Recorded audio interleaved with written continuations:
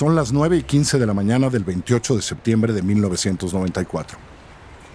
En la esquina de la calle de la Fragua, cerca de Paseo de la Reforma en la Ciudad de México, a unos metros del Monumento a la Revolución, zona cero de la vida política en el país, desde las 8 de la mañana, un hombre simula que lee un periódico, pero sin quitar la vista a la entrada de un edificio que vigila. De repente, ve salir al secretario general del PRI, José Francisco Ruiz Massieu, uno de los hombres más poderosos de México, que acaba de tener un desayuno con quienes serán muy pronto los legisladores de su partido. Sale rodeado de políticos que le piden un momento para plantearle sus asuntos. «No tengo tiempo», le dice a uno de ellos. «Tengo que ir al IFE, alcánzame ahí a las 12». A dos de ellos les pide que suban a su coche para hablar en el camino. «Voy a manejar yo», le dice Ruiz Massieu a su chofer, que lo espera a la salida. «Llévate el coche de Roberto, síguenos». Cruzan la calle. Ruiz Massieu rodea el Buick Century plateado. Abre la puerta y se quita el saco antes de subirse. Quien lo vigila hace un gesto a otro que está parado en la esquina contraria. «Es él», le dice con la mirada y un movimiento de cabeza. Ruiz Massieu pone en drive la transmisión automática y hace girar el volante. Acelera ligeramente para que se aproximen los autos de su cuerpo de seguridad. El hombre que ha recibido la señal abandona la esquina. Atraviesa el camellón. Arroja al piso el ejemplar de Ovaciones que supuestamente estaba leyendo y apunta la subametralladora Intratec a la cabeza de Ruiz Massieu. A la cabeza del hombre que hasta ese día había hecho de su seguridad una doctrina que lo llevaría hasta la prepotencia. Las ventanas del automóvil están cerradas, pero no están blindadas. Se escucha el sonido del disparo. Seco, estridente. La bala es expansiva, de punta de plomo. Su efecto comienza en el primer impacto, que es contra el cristal. Abre un boquete y va directo contra la parte izquierda del cuello de Ruiz Massieu. Brota la sangre a borbotones. El cuerpo de Ruiz Massieu se inclina hacia su derecha. Los pasajeros, Heriberto Galindo Ochoa y Roberto Ortega Lomelí, observan, aterrorizados, la sorpresa en la expresión del hombre que no puede hacer más disparos a pesar de que desesperadamente tira del gatillo. Su arma está trabada. Entonces decide huir y corre hacia Reforma. Tras de él van los agentes de seguridad, pistola en mano. Gritan, exigen que alguien detenga al criminal. En su carrera choca con una mujer y el arma termina en el piso. Mientras el tirador huye, el Buick Century se desplaza lentamente en diagonal y se estrella con un taxi. Hacia él corre todo el mundo. El tirador es detenido por un policía, quien lo encañona con un rifle M1 frente a una sucursal bancaria en Reforma y La Fragua. Dos paramédicos han llegado para dar respiración de boca a boca a Ruiz Massieu. La doctora y futura legisladora priista Ana María Licona le desabotona el cuello de la camisa. Le afloja la corbata de color vino con motitas blancas y le golpea el corazón. Se extingue la vida de este hombre que aún tiene los ojos abiertos.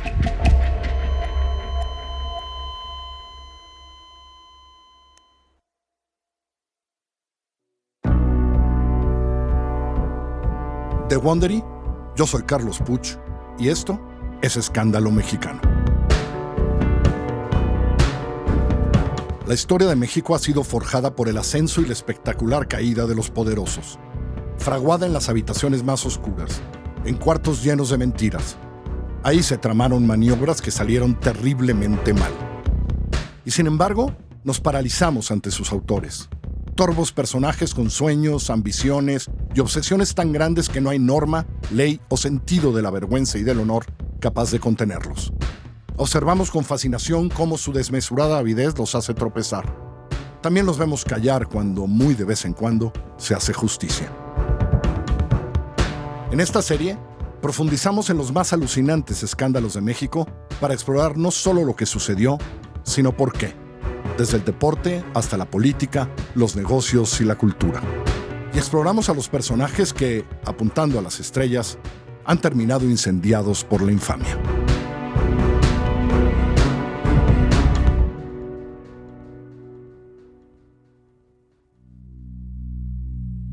En los próximos 4 episodios, nos adentraremos en un crimen que sacudió como ninguno al sistema político mexicano.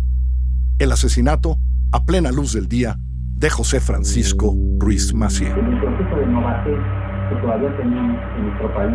1994 es el año que cambiará para siempre la política y en muchos sentidos la sociedad mexicana. Entonces nosotros lo que estamos pidiendo es que se revise el Tratado de Libre Comercio. El 1 de enero de ese año entra en vigor el Tratado de Libre Comercio, símbolo y herramienta de una nueva economía que, según el gobierno, llevará a México a la prosperidad siempre anhelada. En el último trimestre del 1993, el presidente Carlos Salinas de Gortari goza de la mejor aprobación ciudadana que ha visto cualquier presidente en las últimas décadas. Pero desde el arranque, 94 se convertirá en una serie de eventos de pesadilla. El 1 de enero, en el estado de Chiapas, se levanta en armas un grupo indígena, el Ejército Zapatista de Liberación Nacional. Por lo tanto, y conforme a esta declaración de guerra. En marzo, el candidato del PRI a la presidencia, Luis Donaldo Colosio, es asesinado. Negros nubarrones enturbian el ambiente político del país. La paz pública y las instituciones de gobierno. Para septiembre de 1994, el presidente Salinas ha logrado apaciguar la tormenta, controlar a su partido y encaminar las negociaciones de paz en Chiapas. El 21 de agosto se elige un nuevo presidente. El candidato priista Ernesto Zedillo arrasa con 48% del voto y el partido oficial gana abrumadoras mayorías en el Senado y en la Cámara de Diputados. José Francisco Ruiz Massieu está destinado a encabezar esa mayoría de diputados. Hasta hoy sabemos quién ejecutó, quién organizó, quién distribuyó el dinero para matar a Ruiz Massieu. Pero no sabemos con certeza quién lo quería muerto y quién es el último responsable de ese atentado. ¿Quién es el autor intelectual? En el camino se acusaron a una variedad de políticos, traficantes, criminales e incluso al hermano del presidente Salinas. La vorágine judicial incluirá pesquisas policiales donde se pagará a testigos, se ocultará e inventará información, brotarán escándalos de corrupción de alcances internacionales y hasta recurrirán a una vidente. Sí, a una bruja para que les ayude a desenterrar el caso. Este es el episodio 1. Los demonios andan sueltos.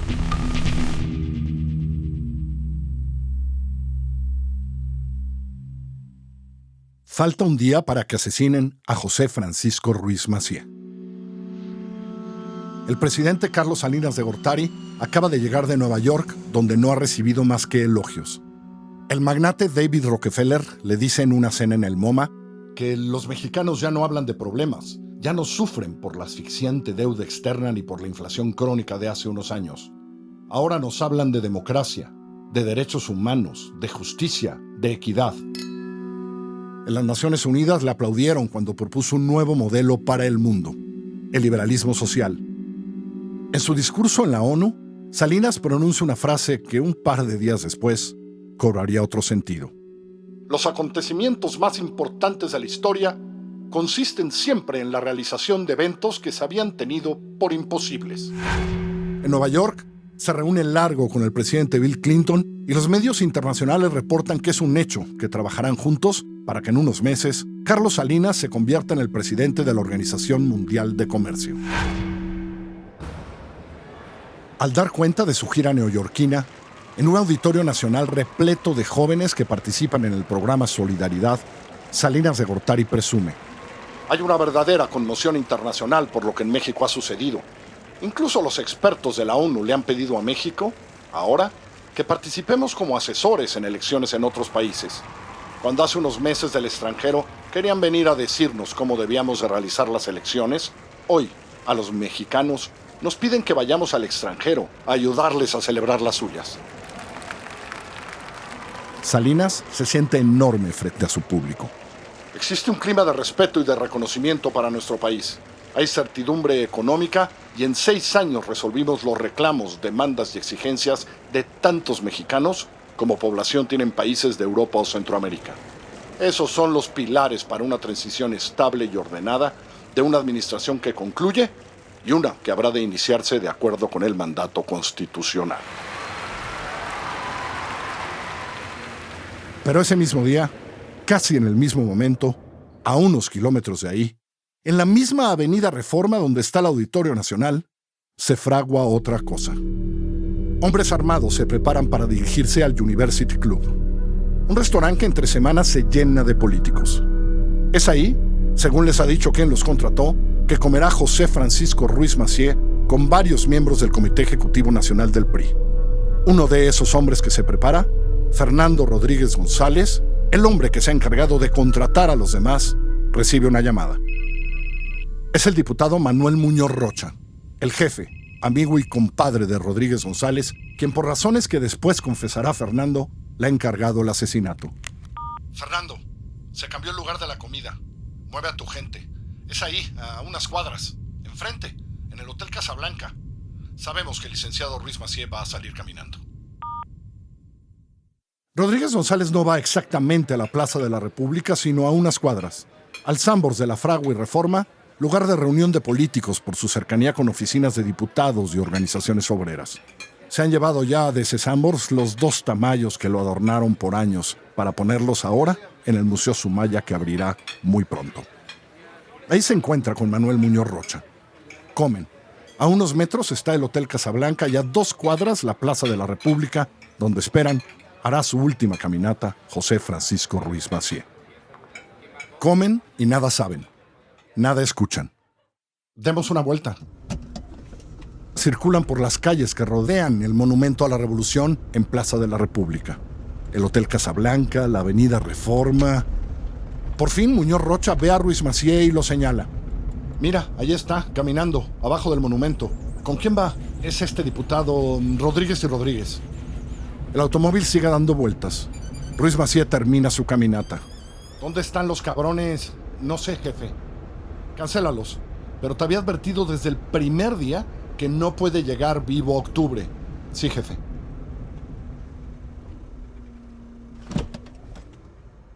La primera vez que Muñoz Rocha había pedido matar a Ruiz Massieu fue en diciembre de 1993.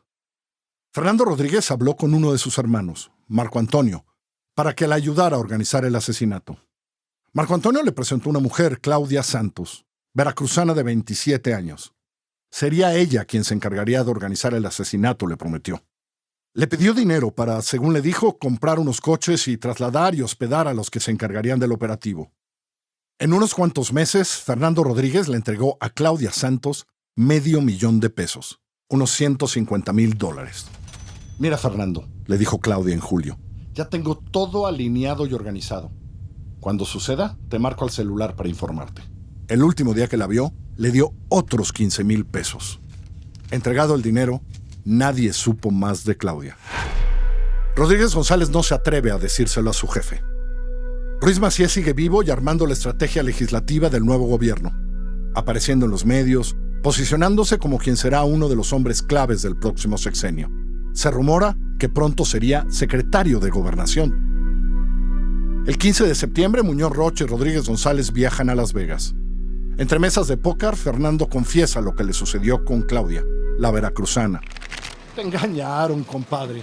Sí, pero lo voy a hacer, lo voy a hacer, jefe. Hazlo ya tú directamente. Organízalo tú.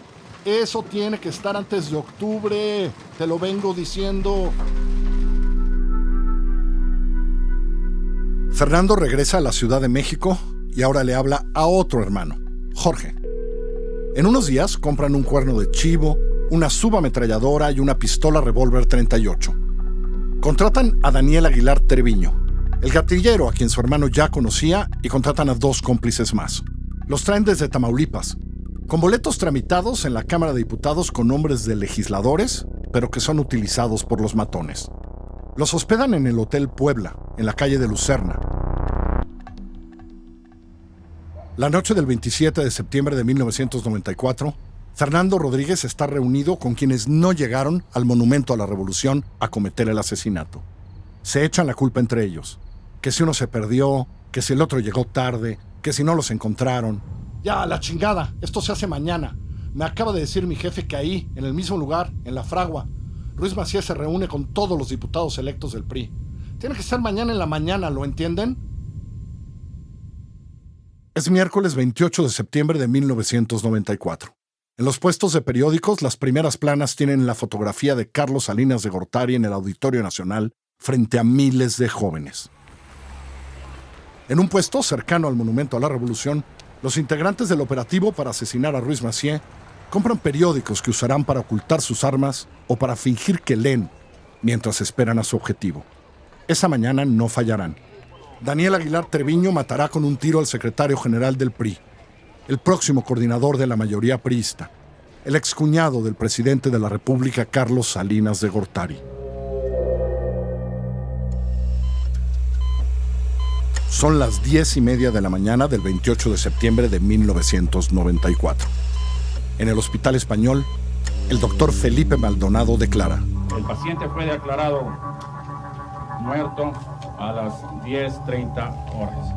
José Francisco Ruiz Massieu ha muerto.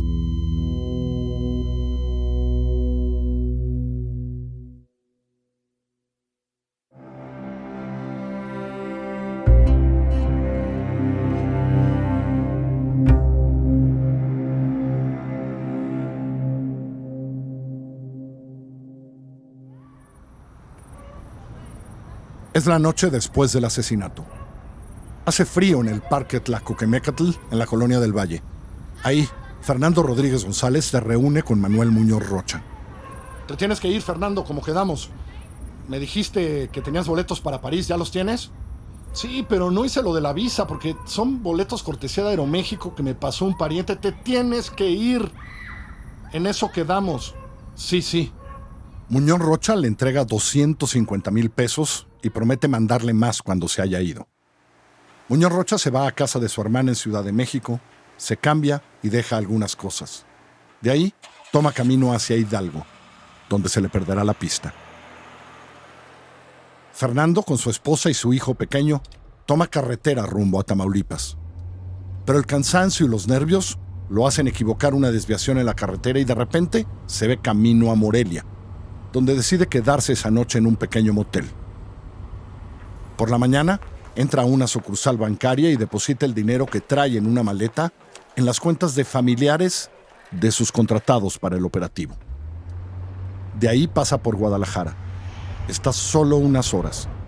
Hace unas llamadas y decide que el mejor escondite será en Zacatecas, en el pequeño municipio de Teúl de González Ortega, el rancho San José, del papá de su esposa. Ahí se instalarán por días. Guardan el dinero que les queda en latas que entierran, decidiendo, pensando, cuál será el siguiente paso.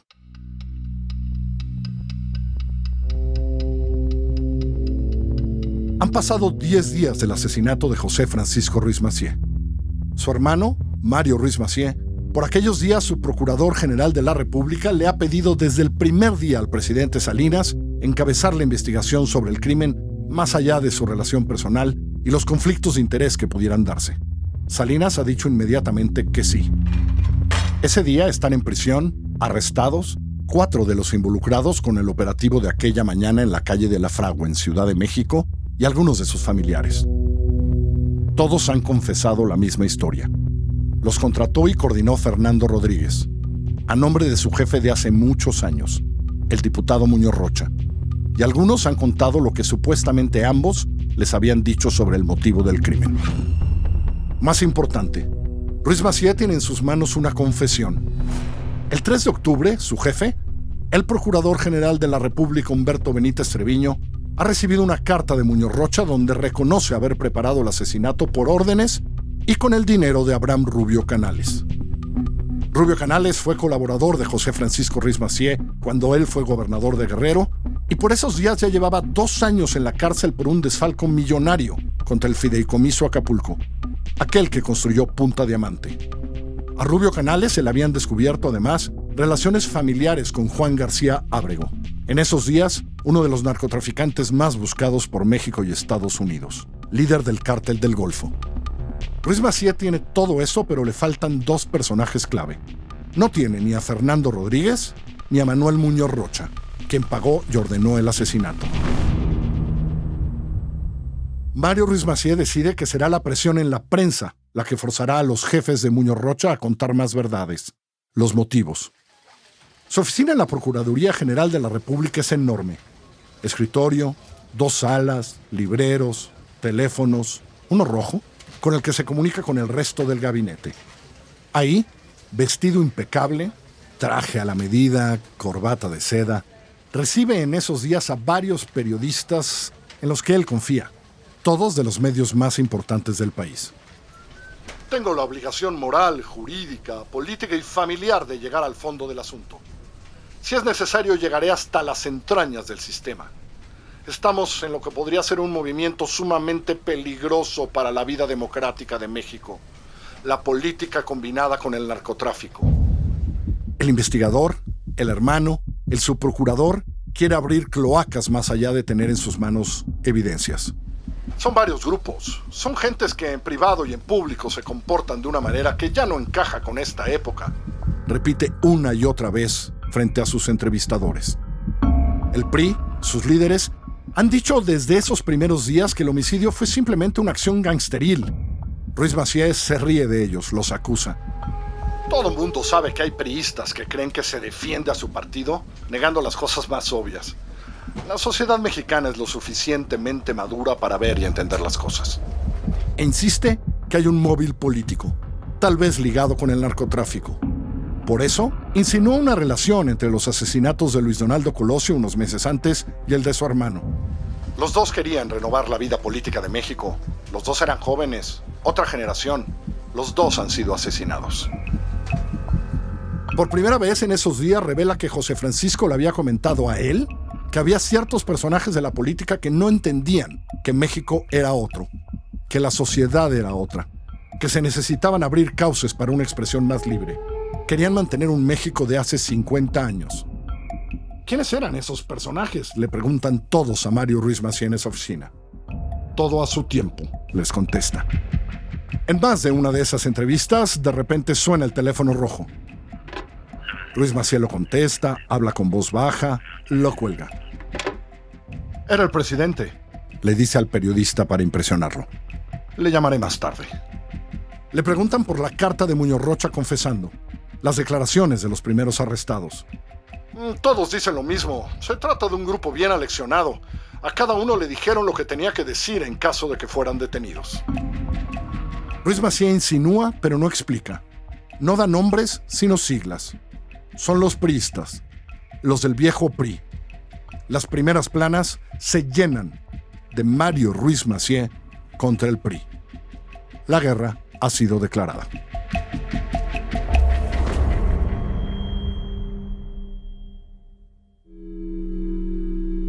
Han pasado 5 días de la campaña de prensa de Mario Ruiz Massieu. En la Ciudad de México, Fernando Rodríguez González está por primera vez frente al Ministerio Público Federal.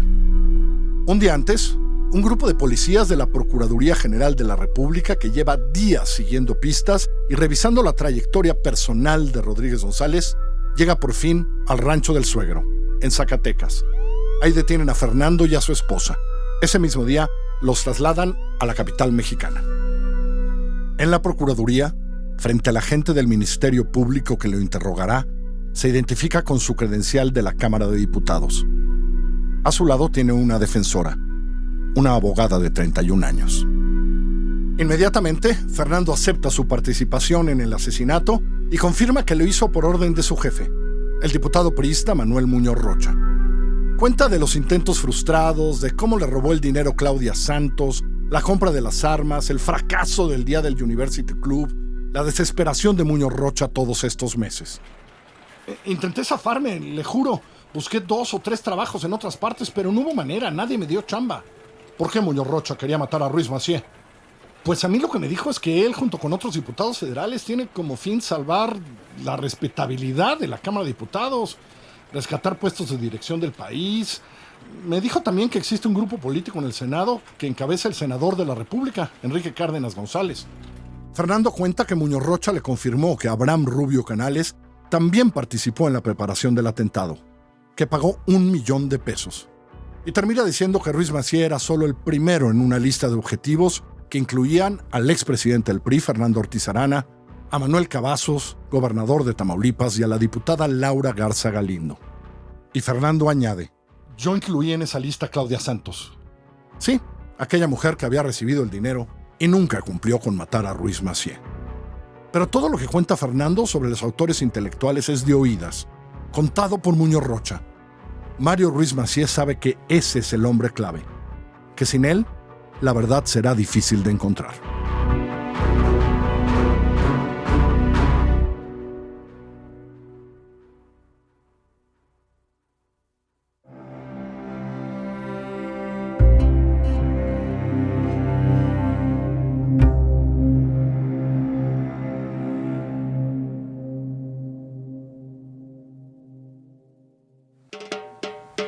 Es 19 de octubre de 1994 en San Antonio, Texas.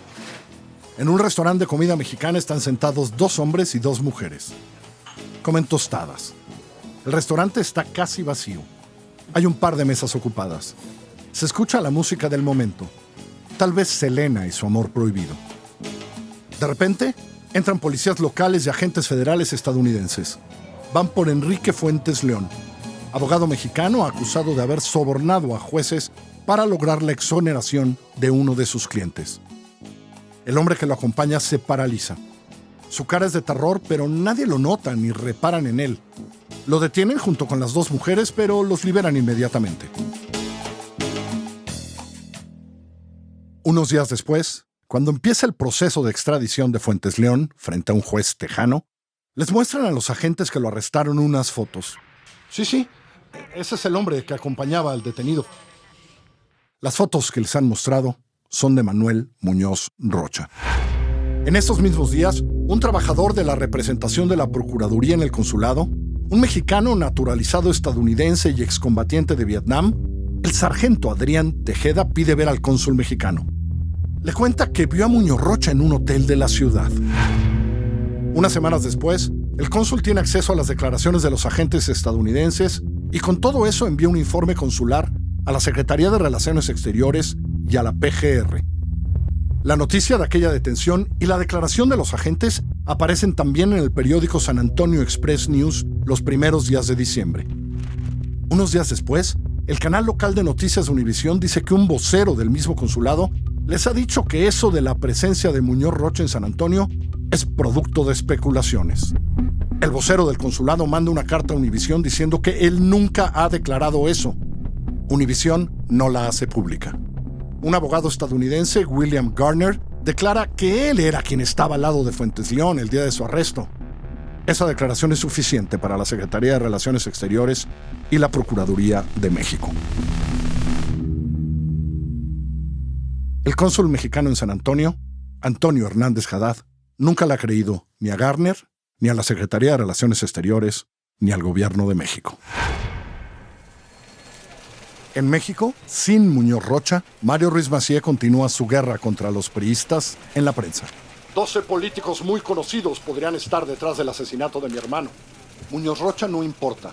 Él es solo instrumento de otras personas, de una presencia política mayor. La sociedad no sabe de los sótanos de la vida pública mexicana, corrupción, criminalidad, muertes, venganzas. Desde la subprocuraduría comienzan a citar a políticos priistas a declarar. Senadores, diputados, gobernadores y exgobernadores. La lista es larga. Los rumores de detenciones inminentes no paran, pero nunca suceden. Policías ingresan a la Cámara de Diputados, lo que provoca indignación y quejas ante el procurador, el jefe de Mario. Allanan el PRI para buscar declarantes y documentos que los lleven a Muñoz Rocha. Ruiz Massieu pone particular foco en 2 tamaulipecos, como Muñoz Rocha, de larga trayectoria. Manuel, el Meme Garza, y el exgobernador Enrique Cárdenas González. Garza, diputado en esos días, sube a la tribuna del Congreso. No estoy dispuesto a que mi nombre siga siendo difamado. Daña mi honor, lastima a mi familia y podría poner en riesgo la integridad personal de los míos. El Meme Garza, baja de la tribuna con lágrimas en los ojos. El mayor aplauso es de su paisano, Enrique Cárdenas González. Pero en ese mismo momento se informa en la radio que él ha sido señalado como responsable del asesinato por uno de los detenidos. Sale corriendo del recinto parlamentario y lo persiguen los reporteros hasta la calle, ahí donde lo alcanzan. Es un hijo de la chingada. Involucrar a alguien así es una porquería, una cochinada, es criminal. Unos días después, aquella versión es desmentida. Pero el daño está hecho, y no solo contra el PRI. En esos días aparece en la prensa hasta el nombre del hermano del presidente Salinas. La prensa nacional rescata una vieja entrevista a Muñoz Rocha hecha por el periódico tamaulipeco El Gráfico, allá en 1990. Cuenta cómo conoce a Raúl Salinas de Gortari. Fuimos compañeros en la UNAM por varios años y juntos hemos compartido las expectativas y los problemas que aquejan y han aquejado al país. ¿Le ha ayudado en su carrera política? Él tiene su trabajo, yo el mío. Mi trabajo no tiene nada que ver con esa relación de amistad. Frente a las quejas que el PRI le hace por lo que está declarando y investigando, Mario Ruiz Massieu se reúne con un grupo de políticos, la mayoría de la oposición, ahí, en sus oficinas de la Procuraduría. Entre ellos está el secretario general del Partido Acción Nacional, Felipe Calderón Hinojosa, quien toma apuntes durante la reunión. Ve a Ruiz Massieu vestido de luto y tranquilo, amable, dispuesto y franco, según anota. En las notas que Felipe Calderón pasaría después a un reportero, quedan las preguntas y las respuestas de aquella sesión. ¿Usted cuál cree que sea el móvil del asesinato? Las razones para matarlo pudieron ser muchas. Rencores, venganzas, porque no soportaban, porque les molestaba que tuviera una relación sana con el PAN y el PRD. O todo eso. Para mí el móvil es claramente político. Mario acusa a la dirigencia del PRI de haber comenzado una campaña en la prensa en su contra para obstruir la investigación. En público, la batalla entre Ruiz Massieu y el PRI, el partido del gobierno, crece cada día. Ignacio Pichardo, el presidente priista, da una conferencia de prensa. Categóricamente niego que los priistas estemos actuando unos contra otros. El comportamiento delincuencial de un diputado no puede ni debe extenderse al partido como tal, ni mucho menos a nuestros compañeros de la fracción priista en la Cámara de Diputados. Niego rotundamente que haya en el PRI una lucha interna por el poder. La secretaria general del partido, María de Los Ángeles Moreno, dice frente a reporteros en la Cámara de Diputados: me dan risa las acusaciones de Ruiz Massieu. Yo ya espero que haga una investigación seria y olvidemos dimes y diretes. Mario manda una nota informativa confidencial al presidente Carlos Salinas. Se mantiene la proclividad al ocultamiento y o deformación de la información por parte de Ignacio Pichardo y María de Los Ángeles Moreno. Abiertamente se nota la rispidez y enojo por cualquiera de los temas que se tratan. Invariablemente, todo es causa de molestia, a pesar de que se ha condescendido, dice Ruiz Massieu, en las peticiones que han expresado. Es entonces cuando el presidente Carlos Salinas decide actuar, parar la pelea. En Los Pinos se redacta un comunicado conjunto del PRI y la Procuraduría que se reparte la tarde del 14 de noviembre de 1994. El PRI y la Subprocuraduría señalan que el camino de la confrontación no ayuda a establecer un clima de paz y concordia en el país y, por el contrario, abre el paso a quienes pretenden fomentar discordias en un momento que se requiere la mayor armonía en la convivencia nacional. Pero esa misma noche, Mario decide romper el acuerdo y llama por teléfono al noticiero de Jacobo Zabludowski, el más visto en el país. Desde luego, Jacobo hay el interés de armonizar las relaciones con el Partido Revolucionario Institucional, tal como lo dice el comunicado. Sin embargo, yo quiero señalar que lo que cuestiona el señor presidente del PRI, Ignacio Pichardo Pagasa, que con mucho gusto le voy a presentar la prueba de todos y cada uno de los cuestionamientos que él hace.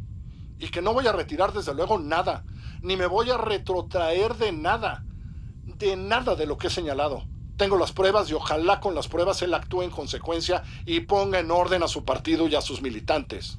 Señor Ruiz Massieu, ¿cuándo y cómo presentará usted las pruebas? Bueno, yo le pediría a Ignacio Pichardo Pagasa me mande sus cuestionamientos y se los contestaré por escrito. Y si es el caso, pues los haré públicos. ¿No los hará usted públicos antes de entregarlos a él? No, preferiría que los recibiera o, si fuese el caso, que fuese al mismo tiempo. Lo que quiero dejar muy claro es que están todas las pruebas. Yo no tengo por qué mentir. En México, cuando sale esa entrevista, son las 10 de la noche.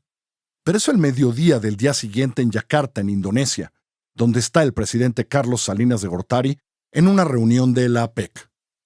El presidente es informado inmediatamente de lo que ha declarado Mario Ruiz Massieu. Está furioso. Ordena que citen a Mario Ruiz Massieu tan pronto aterriza en México. Un día después, a las 10 de la mañana, Mario Ruiz Massieu entra al exclusivo condominio residencial en la calle Santa Teresa, en Tlalpan. De ahí pasa a la casa de Carlos Salinas de Gortari. Un miembro del Estado Mayor Presidencial lo lleva hasta la biblioteca, la misma en que Carlos Salinas colgará las bandas presidenciales que ha usado cada año durante su informe presidencial, el mayor adorno en aquel espacio. El lugar es enorme, libreros llenos y en medio una mesa de comedor y una sala. Ahí se sienta Mario hasta que entra el presidente, que ha dormido apenas unas horas. Ruiz Massieu hace un resumen de lo logrado en la investigación hasta el momento. Los arrestos, las declaraciones, los interrogatorios y lo que falta. Las pistas sobre dónde pudiera estar Muñoz Rocha y los múltiples operativos que se han hecho para localizarlo en más de 5 estados de la República. Presidente, en el PRI no quieren que avance porque saben que algunos priistas están involucrados. Salinas lo escucha, cansado pero paciente, y solo le pide una cosa. Mario, me quedan 2 semanas en la presidencia. Haz lo que tengas que hacer, pero ni una sola declaración pública. Ni una. Termina la reunión y se despiden con un saludo amable y agradecido. De su casa, Salinas de Gortari se va a Los Pinos, donde ya lo esperan Pichardo Pagaza y María de los Ángeles Moreno, acompañados de Dante Delgado. El mensaje de Salinas es el mismo. Desde ahora, todos a callar. Ninguno de ellos hace comentarios a la prensa después de la reunión. En la tarde, desde la Procuraduría, sale un comunicado. El presidente y la secretaria general del CEN del PRI manifiestan su determinación de llevar adelante una amplia colaboración con la investigación que conduce la Subprocuraduría General de la República.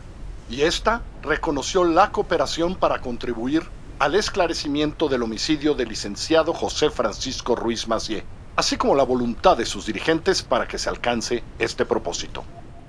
Se anuncia también que ambas partes, el PRI y la Subprocuraduría, han convenido no hacer más declaraciones públicas para no enrarecer la investigación. Esa noche, Carlos Salinas de Gortari duerme más tranquilo. La bomba se ha desactivado. O eso cree. 7 días después, el 23 de noviembre de 1994, los reporteros que cubren la Procuraduría General de la República son citados a una conferencia de prensa de Mario Ruiz Massieu. Llegan tantos que no caben en el salón. Ruiz Massieu, traje oscuro, corbata de cuadros, camisa blanca, está rodeado de micrófonos. Detrás de él, su equipo más cercano. Todos con el semblante muy serio. Lee un largo documento que resume su actuación desde el día que pidió al presidente Salinas ser el responsable de la investigación sobre el asesinato de su hermano. Anuncia que ha presentado denuncias y que ha entregado las pruebas en contra de Ignacio Pichardo y María de los Ángeles Moreno. Dice que tiene las pruebas de varios delitos. Va más allá. Informa que ha iniciado una averiguación previa contra Humberto Benítez Treviño, el Procurador General de la República, su jefe, con quien, según Mario, los priistas han entrado en contubernio. Ruiz Massieu endurece el gesto y eleva la voz. Es una vergüenza como mexicanos que gente de la calidad moral de esas personas ocupen lugares en el Senado de la República y ocupen lugares en el partido del gobierno y ocupen lugares en la dependencia abocada a la Procuración de Justicia. Silencio total en la sala. Algunos reporteros se salen para dar la nota en el radio. Ruiz Massieu anuncia que por la mañana ha acordado con el presidente Salinas su renuncia al cargo de subprocurador y, por tanto, a la investigación sobre el asesinato de su hermano. Mario remata. El pasado 28 de septiembre, una bala mató a 2 Ruiz Massieu. A uno le quitó la vida y a otro le quitó la fe y la esperanza de que en un gobierno priista se llegue a la justicia. Los demonios andan sueltos y han triunfado.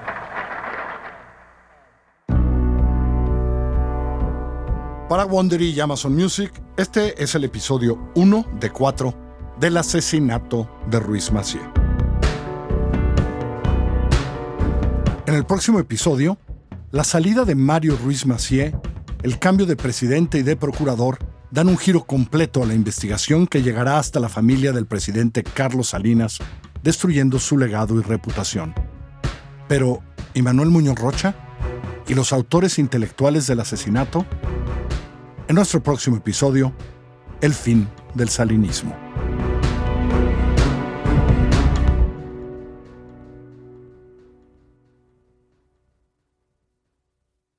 Muchas gracias por escucharnos. Puedes seguir Escándalo Mexicano en tu plataforma favorita para escuchar podcast. Si prefieres tener acceso preferente a los nuevos episodios y sin anuncios, lo puedes hacer a través de Amazon Music, incluido en tu membresía de Prime. Descarga ahora la app Amazon Music. O también te puedes suscribir a Wondery Plus en Apple Podcast o descargar la app de Wondery para tener acceso preferencial y sin anuncios a todos los episodios de Escándalo Mexicano.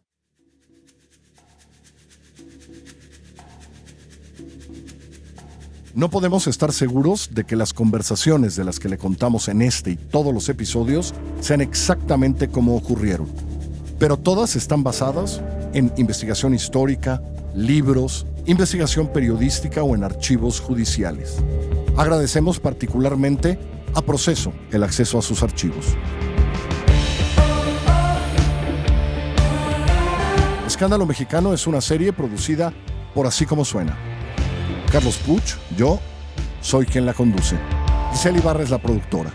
Los 4 episodios del asesinato de Ruiz Massieu fueron investigados y escritos por mí.